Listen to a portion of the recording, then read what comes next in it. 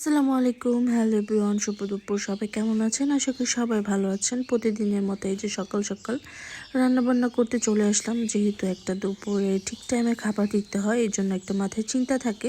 তো আজকে রান্না করবো এই যে গরিবের ইলিশ মাছ, আর এইদিকে পুঁটি মাছ চচ্চড়ি। তো এখানে আম্মুর মতো করে আজকে রান্না করার চেষ্টা করব, জানি না হবে কিনা। আম্মু পুঁটি মাছটা একটা সুন্দর করে চচ্চড়ি রান্না করে, আমার কাছে খুবই ভালো লাগে। আর মায়ের হাতের খাবার এমনিতেই তো সব খাবারই ভালো লাগে। তো যাই হোক, এখানে মেখে একদম বসিয়ে দিয়েছি, গ্যাস নেই, এই যে অল্প অল্প করে হচ্ছে, একটু নেড়ে দিলাম। জানি না আম্মুর মতো হবে কিনা। তো আরেক চুলায় হচ্ছে ইলিশ মাছের তরকারিটা রান্না করে ফেলছি। তো এখানে বলক চলে আসছে, এরপর মাছগুলো দিয়ে দিব। এই যে আম্মুর মতো চচ্চড়ি রান্না হয় নাই, তো আম্মু এটা একটু অন্যভাবে রান্না করে। রান্না করার পর জিজ্ঞাসা করছি যে আম্মু কীভাবে।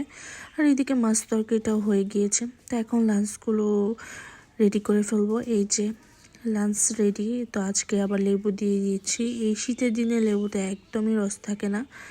তো এখন দিয়ে দিব। আজকে এগুলোই ছিল ছোটোখাটো রান্নাবাড়া, অল্প স্বল্প। তো আজকে ভিডিওটা কেমন হয়েছে সবাই কমেন্ট করে জানাতে ভুলবেন না। আর আজকে